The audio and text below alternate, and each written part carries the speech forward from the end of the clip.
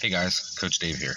I wanted to talk about a very clairvoyant moment that really came full circle with me with my ex. You can possibly relate or might be going through it. Hopefully you never have to go through it. So, relationship going great. Get about 4 months in. That's when problems with the dismissive avoidant started popping up, usually within the 3 to 6 month range. Because then that's when the love bombing is wearing off. That's when the dopamine high is wearing off. That's when the honeymoon phase starts to fade out. And even though you're doing everything to keep it alive, to them, it just starts to dull because they chase the high, they chase the validation, they want the new, exciting, shiny toy.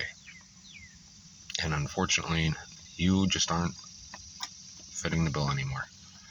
So what they do is find somebody else to make it new and exciting, to hit that dopamine high, to chase the validation, to get that thrill from. And they start seeking it outside of the relationship. They might be with you still, they might leave you, they might monkey branch to somebody else. Once you start making an avoidant be held accountable, once you start bringing things to their attention, they view that as fighting. They don't view it as you and them versus the problem. They don't view it as you guys growing. Unfortunately, that happens more often than not. Now, my ex and I got along great. We clicked. Everything was wonderful. At least I thought in the beginning. Shared a lot of common interests, music, food, big foodies. Did a lot of stuff together. It was really great. Everything was wonderful. Too good to be true type feeling. And I didn't listen to my gut. Communication on another level, unparalleled, unlike anything I've ever been through before. Once those problems arose, or things that we would talk about or discuss, and me trying to help or, grow together like a normal, healthy relationship, that's when all the problems ensued. They will do anything they can to avoid accountability. They will word salad you. They will word vomit you. They will spin you in circles, making you question reality. Because they don't want to face and own up to anything. They don't want to look bad. They want to play victim. They will never be the villain. And with her going through those things, that's when you start getting into being walled off. That's when you start getting the I don't know. And for anybody that says, oh, they really don't know what's going on, yeah, they might not be able to explain why it's not going on, but they know exactly what they're doing and what they're putting you through. As long as you are a mature adult who comes to them and brings this to their attention, especially if you're secure.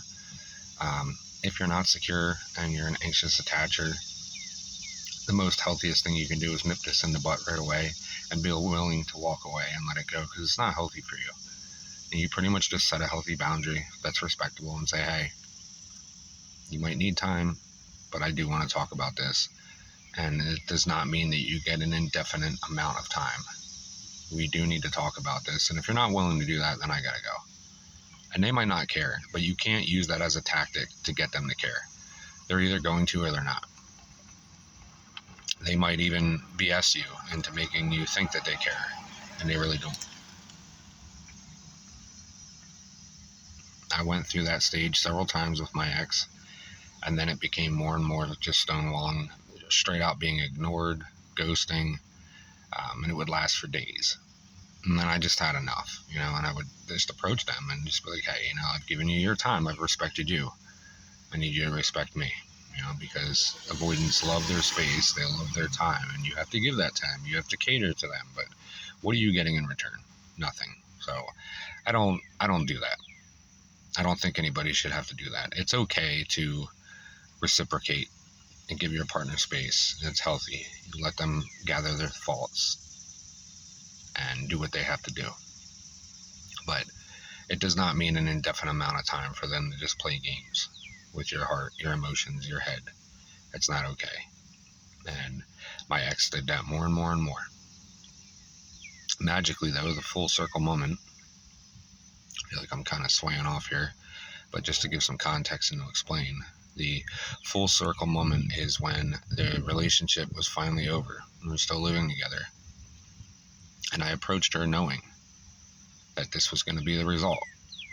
And I think I brought this up in another video, that I did not like the awkwardness of sitting on opposite ends of the home. And I just said, hey, till, you finally leave and decide what you're doing, it's not like we can't be civil. Knowing I said that the way I said it and why I said it, I kind of knew what was going to happen. And she immediately, because avoidants don't like the heavy commitment and the strings when it gets too real, they run from that. It was like a weight was lifted off her shoulder. And she acted like nothing was wrong. She didn't put me through all these problems. It was just like, breath of fresh air. The person she was in the beginning came back. Loving, kind, caring. Now, not in a place where we were back together. Although she made me feel that way, it was more just her being that person again. This immovable object that prevented her from being this person through all these trials and tribulations magically was able to just appear again and be respectful, be talking, communicate, loving, kind, caring, nurturing. Actually was present in the moment, could talk, because there was no strings anymore. And without that weight, they came back.